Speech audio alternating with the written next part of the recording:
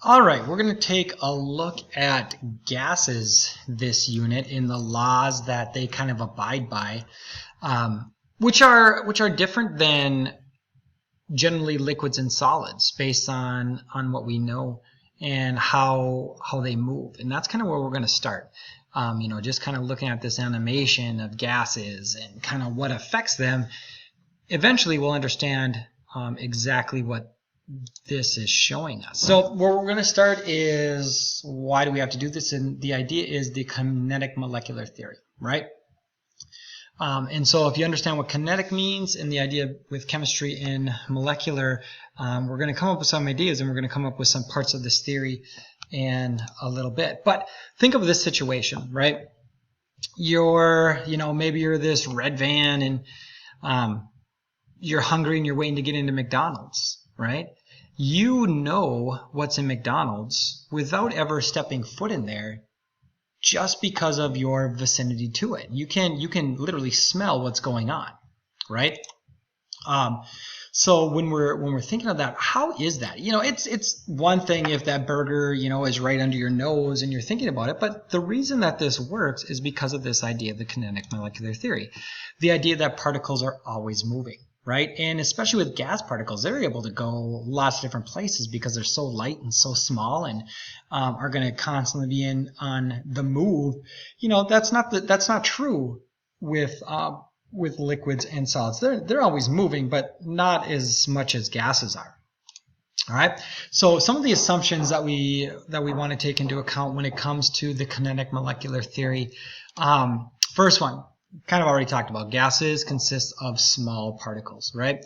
So they are, some of the smallest particles that we can think of besides atoms. It might just be two hydrogens attached to each other. We have a lab later on that'll take a look at that, or oxygens that we breathe in all the time, or maybe it's an ammonia molecule that you smell as you're cleaning some windows, stuff like that, right? So we know that they're small particles, which gives into their ability to travel, right? Well, the other thing is then they are in constant random motion, right? They don't stop, and they're just bouncing around willy-nilly as they go. But that's a key. If that were to ever stop, then this wouldn't work out. One of the big ones is this one: particles do not lose energy during a collision. So if you think about playing pool, right, playing billiards, and you hit that cue ball and it travels and it hits other balls, and eventually they all stop because that energy spreads out, right, or friction takes it away. Well, what we're saying with this is that doesn't happen. When molecules hit each other, they just keep on going. They retain their energy. There's no friction. There's no loss of energy, which is important.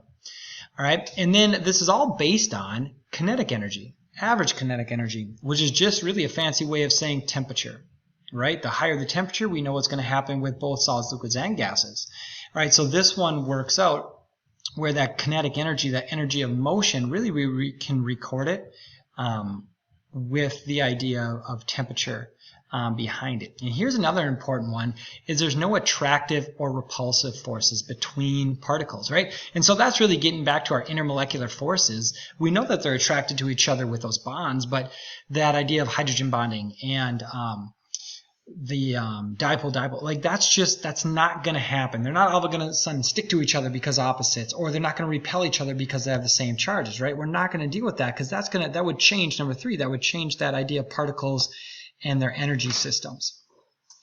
So what it really gets us to is we got to have this idea of ideal gas, right? And what the ideal gas is really just this. It conforms to all assumptions of the kinetic molecular theory, right?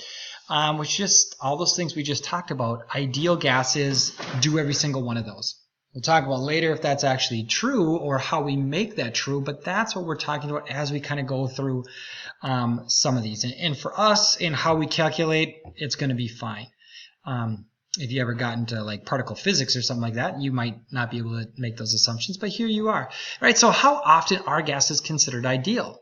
For us, like I said, basically gases do all of that. Even though it's not technically true, we'll take a look at some parts that aren't a little bit later. So the main part, we got to understand the variables that affect gases. Technically, these would affect all liquids and solids too, but not to the extent, not to the changes that they would gases. And so you've already seen this, right? So the idea of what's going on in here in the speed and location and what those red particles, those gas particles are doing based on the box that they're in are really, it's showing us all the variables that we got to consider, right?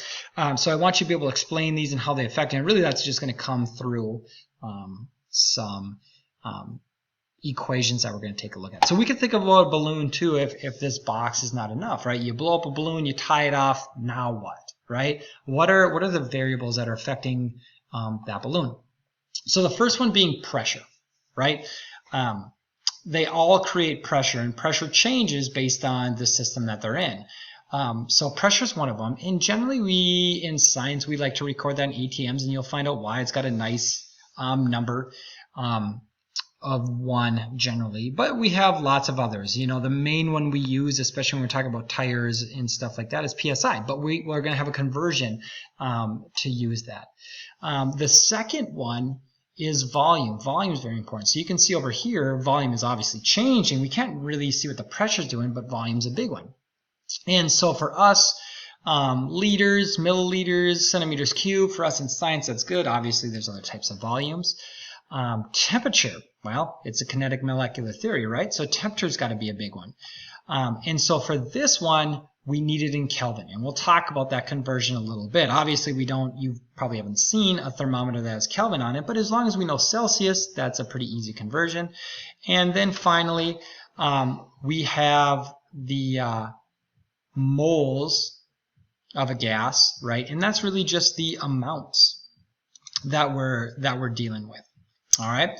And so we have this STP, right? The standard temperature pressure.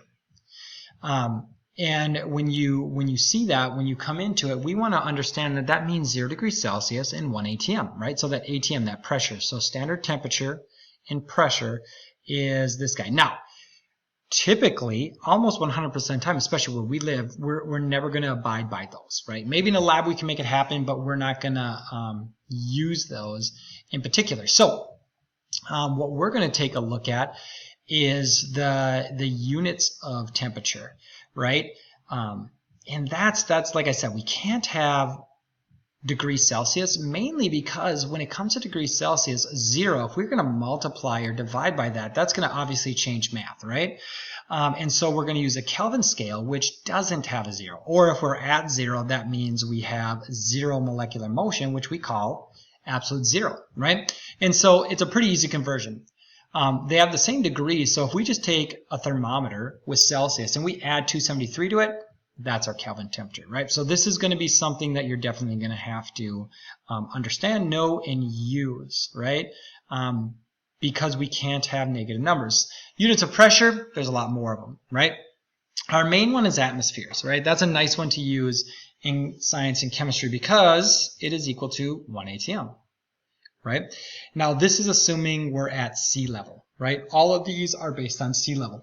And that's kind of what this picture is about here. So sea level, if we're down here, there's lots of particles on top of us, right? But as we go up, those particles are able to expand. They're able to get further and further away from each other because there's not as much holding them down. Which is why if you were to travel to Denver, which is called a mile-high city, or you travel up in mountains, right, it's harder to breathe because if you're sitting down here, the density of the air you can breathe is a lot different than the density of air you can breathe up here.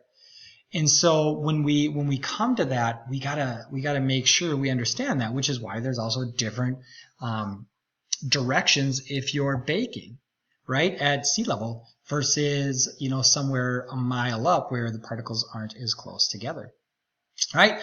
A Pascal, or in this case a kilopascal, right? This is one we're going to actually use a lot. We haven't heard of it before, but it works out pretty good, 101.325, or we'll probably just use 101.3. Kilopascals is equal to 1 atm, so we have a ratio right there. Millimeters mercury, right? This was kind of the original one.